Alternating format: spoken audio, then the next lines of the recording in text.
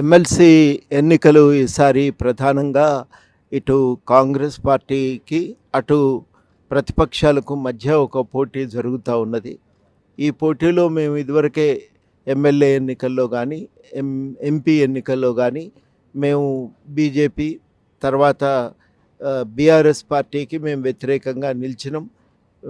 BRS నిరంకుశ పాలన అంతం కావాలని, రాజ్యాంగాన్ని సవరించడానికి బీజేపీ చేస్తున్న కుట్రలను తుదముట్టించడానికి కానీ, ఈసారికి కాంగ్రెస్కే ఓటు వేయాలని కూడా మేము ప్రచారం చేసినాం. అందులో భాగంగానే ఈ ఎమ్మెల్సీ పట్టభద్రుల నియోజకవర్గం నుంచి జరుగుతున్న ఎమ్మెల్సీ ఎన్నికల్లో కూడా కాంగ్రెస్ పార్టీకే స్పష్టంగా మా మద్దతును మేము ఇదివరకే తెలియజేసినాం. కింద మా పార్టీ సభ్యులు కూడా వారికి కాంగ్రెస్కు అభ్యర్థికి ప్రచారం చేస్తున్నారు. తీన్మార్ మల్లన్నకు కాంగ్రెస్ పార్టీ గెలుపు కోసం ఎక్కడికక్కడ వాళ్ళందరూ కూడా కృషి చేస్తూ ఉన్నారు. ఒక కూటమిగా ఏర్పడి ఒక మార్పు కోసం అందరం కలిసి ఒక ప్రయత్నం చేస్తున్నాం.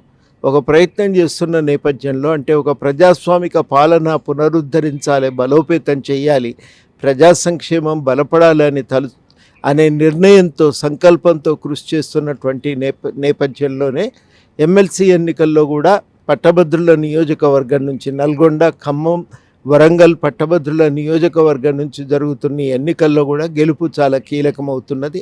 అందరూ కూడా దీన్ని దృష్టిలో పెట్టుకొని కాంగ్రెస్ అభ్యర్థి తీన్మార్ మల్లన్నకు ఓటు వేసి గెలిపించవలసిందిగా ఈ సందర్భంగా తెలంగాణ జనసమితి తరఫు నుంచి కోరుతున్నాం. అదేవిధంగా తెలంగాణ జనసమితి పార్టీ కార్యకర్తలు కూడా కాంగ్రెస్ అభ్యర్థి గెలుపు కోసం కృషి చేయాలని ఈ సందర్భంగా అభ్యర్థిస్తున్నాం.